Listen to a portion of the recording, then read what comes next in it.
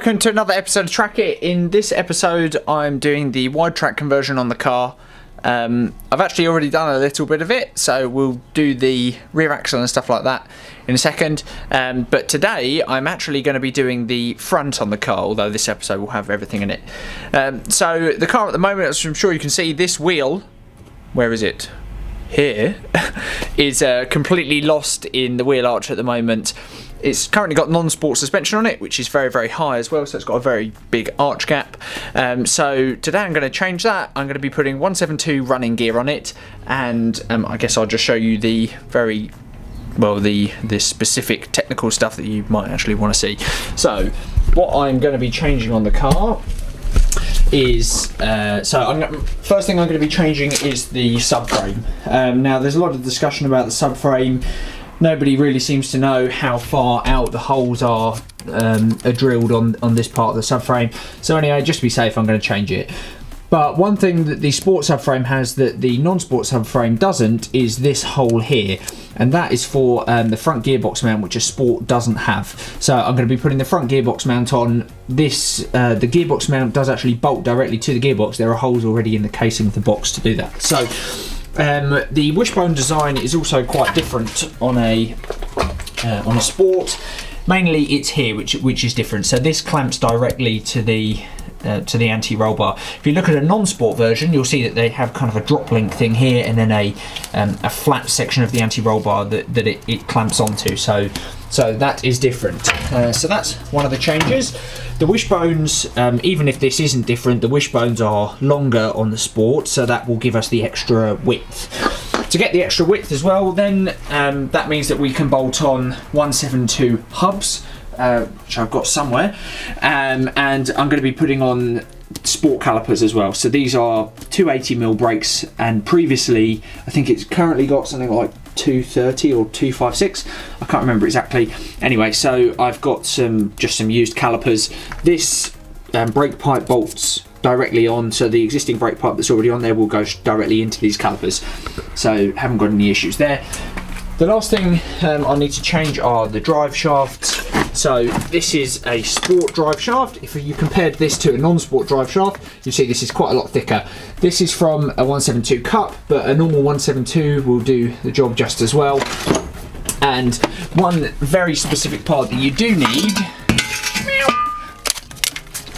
is this 172 Cup drive shaft. You see, this is a single piece drive shaft, which is perfect for this conversion because the DCI doesn't have a place on the block for you to mount the central bearing, which comes on a Cup drive shaft, or sorry, a normal sport drive shaft like this one here. So you can see that in the middle there, that's where you would normally mount this onto the block. So 172 Cup or a Phase 1 172 doesn't have that.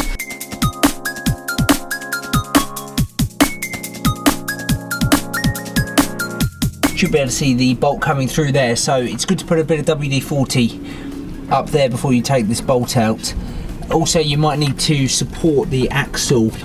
Just put the jack under it so that the thread doesn't have pressure on either side of it.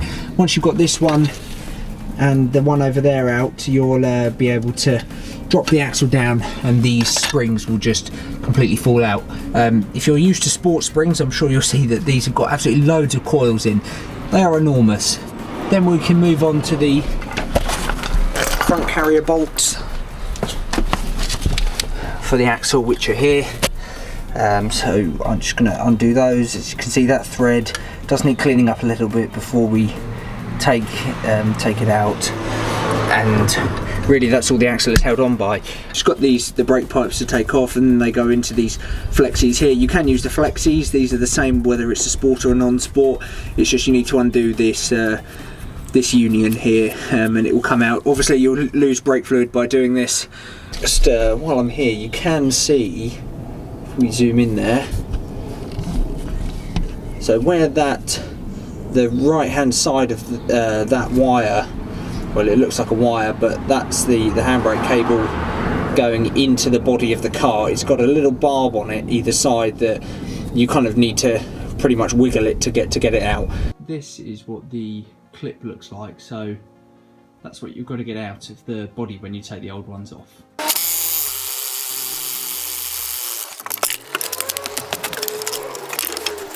I have made one little boo-boo already. I've completely forgotten that you do need to lower the fuel tank on the car before you can get one of the axle bolts out.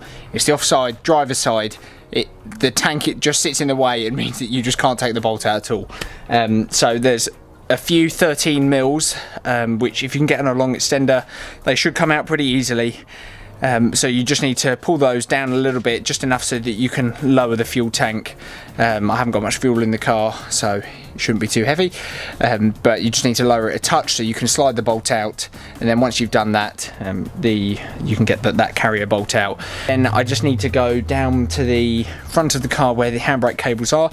There's a heat shield below where your handbrake mechanism is. You just need to take that off, slacken off the 13 mil bolt there, nut. Then you'll be able to take the handbrake cables out of the mechanism. I've got the heat shield off. That was just 4 of these little 10 mil bolts. Under here, you should be able to see the handbrake mechanism that comes through, and there is a 13mm bolt just there, or nut. Said that twice now. So you can see I've tightened it up recently because the cables are getting a bit slack, but this is a 13mm that you just need to slacken off. The only other thing I forgot to mention is I need to disconnect those yellow ABS sensors which are there. So just need to do that.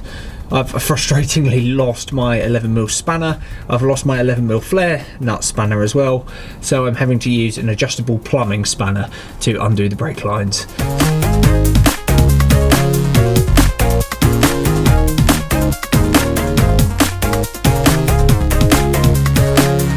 That's it for tonight. I've got the rear beam off. I only had to remove 2 bolts on the fuel tank in the end, which were this one here and then the one towards the centre. So that was pretty good. I was able to bend the tank down enough to get the bolt out. It took me an hour and 10 minutes to get this beam out. Let's hope that tomorrow it is no more difficult than this one. So I'm just going to leave the car like this for tonight, collect the beam tomorrow from Alex, and then I will get the beam on it. Then I'll do the front, and after that, bleed all the brakes and should be good. This is the new rear beam that I'm going to be putting on the car. The only thing I need to change on this are these rear ABS sensors. So I've already done it on this side. As you can see here. This is one from a DCI 100. 299 is for the passenger side, and 298 is for the driver's side. To get these off, you actually need to take the stub axle off. There's some bolts on the back here. You've got 3 16s and 1 smaller 13 down here. In the back, I think it's a T40 for the small one and a T50 for the larger ones. That means you need to take the brake carrier off and the disc. The disc is a 30. These are 17s on the carrier. To get this off, it's best to wire brush these, because otherwise you'll end up rounding the torque on the back. The next bit of getting the rear beam on is to chuck the springs in. So I've got some lowering springs. I don't know what they are. Alex gave them to me very kindly, so I'm just going to chuck them in. So they just go on the spring seat there, like that. If it were to focus, that would be wonderful. So they just go on there like that, and they have to go up onto this cup here. So you just need to jack up the rear beam with both springs in, and while you're doing that, just make sure that they go into place. Once the spring's in place, then you can get the shock bolt in the bottom here again, and then the springs won't be falling out. Right, I'm now at the point where I can lower the car down, but I've got a huge amount still to do on this, so I don't think you really want to see the other bits I've got to do. I need to put the handbrake cables in, and as you can see, this wheel spins very freely, so I need to put a brake caliper on here. I need to get a brake pipe on this side. I need to actually bleed the brakes, so at the moment the car is going to be on chocks and in gear. I am at the point though where I can lower the car down. What's going to happen is it's either going to be really low or it's going to bottom out on the shocks, so whatever way, it should be quite a bit different to how it was beforehand.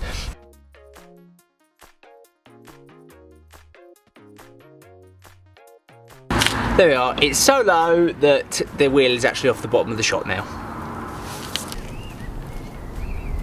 So then, to give you an idea, the front doesn't have wide track at the moment. I'm sure you can see how lost the wheel is in the arch there. Also, how just this is a massive gap here with the standard shocks and springs. Now on the back, Obviously I've got lowering springs on this now, but this is much less, this gap here, and I'm sure you can see there that the car is now quite a bit wider.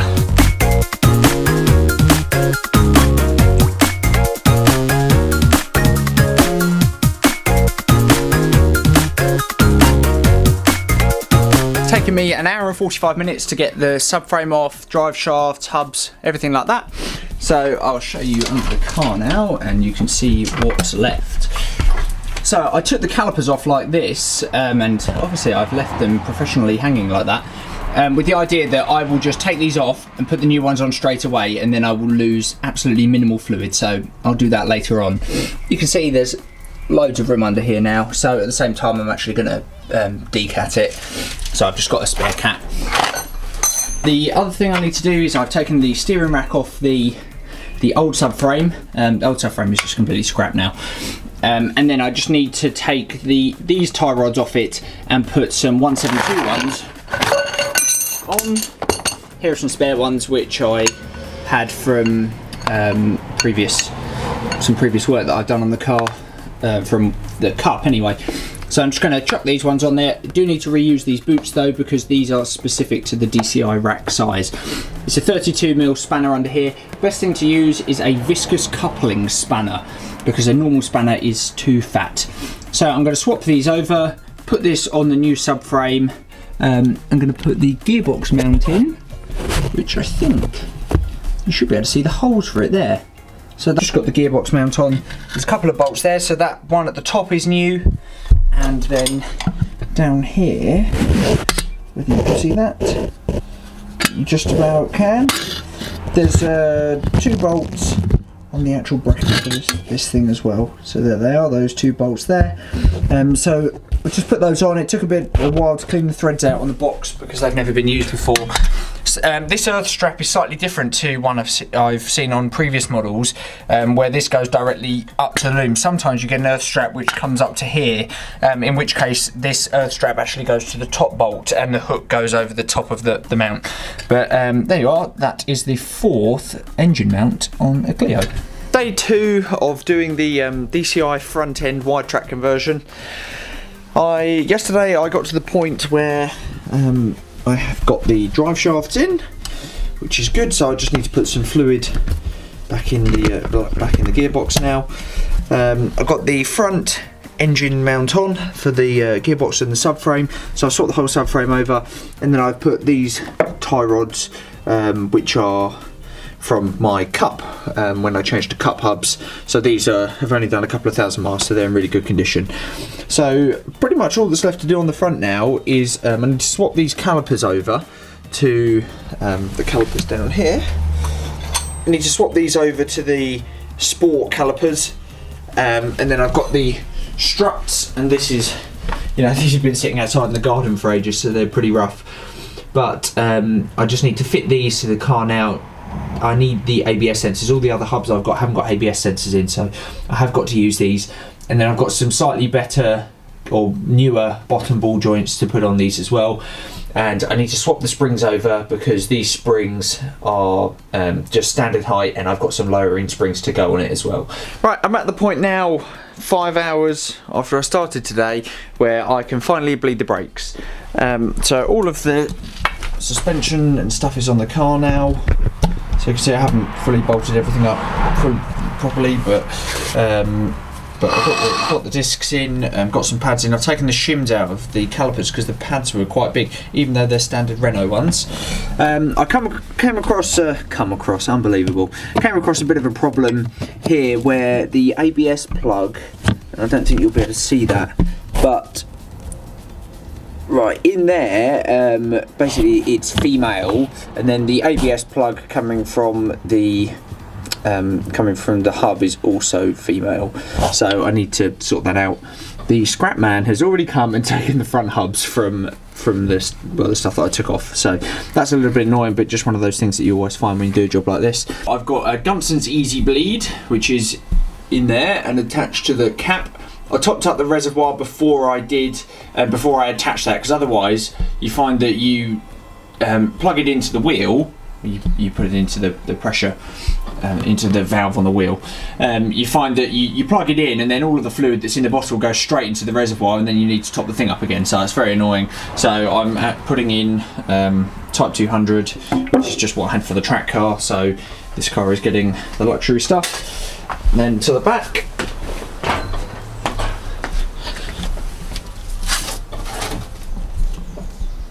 so on the back I've now got a proper brake line running all the way across the back. Now you can still get these from Renault, and it only cost £40 for a brand new moulded brake line, so I was very pleased with that. So I've got that plugged in now, everything's ready, all of the bleed nipples are completely freed off. The only thing I haven't got on the car is handbrake cables at the moment, but I'll get those because I've left them somewhere else. Everything else though is ready to go, so now I'm going to bleed the brakes. So you may think this is strange, but I'm going to bleed the car with the engine running, and that's so that the ABS module is turned on. So we are going to have this happening while I'm actually bleeding the brakes, but it should be okay. I've just lowered the car back down to just normal height. It's on the ramps now, so I can reverse it out the garage. Really annoyingly, the bottom of the steering column has fallen out of the rest of the column, so the car actually has no steering at the moment, but I'm going to get the car out of the garage so I can do that with a little bit more space than I've got at the moment. I've taken the front bumper off because now it is a lot lower and it will definitely scrape on the bottom of the ramps, but hopefully you can see it is quite a bit wider than it was before. Like in the last video, I've forgotten to record a couple of pretty important bits, and I said that I was going to clear up the ABS issues that I had with this car. So this car has 44 tooth ABS, and as a result I needed to use different sensors on it. If you have a 26 tooth ABS sensor car, you should be okay using 172 or 182 sensors on it. They should be plug and play and have no issues with them. Because this is 44 tooth, I had to use the original sensors that came on the front of this car and change the back items for DCI 100 items. I made a mistake thinking I could use 172 sensors on the front, but then, as you saw in the video, I had two female connections, which of course didn't work. So I'd already got rid of the front sensors by that point, and I had to buy some new ones. Very annoying. Other than that, I think I've covered everything in the video. I will put full description of all of the parts in the video description below. If you've got any questions though, just feel free to comment, and I try and reply to all comments. So that's it really. Next episode is episode 5. That will be the wiring for the car. Full interior wiring conversion, which I've already done, climate control, blah blah blah. And then the episode after that is going to be 197 steering wheel as well with cruise control. So thanks for watching. If you enjoyed it, give it a like. Follow us on Instagram, trackityt, and I will see you in episode 5.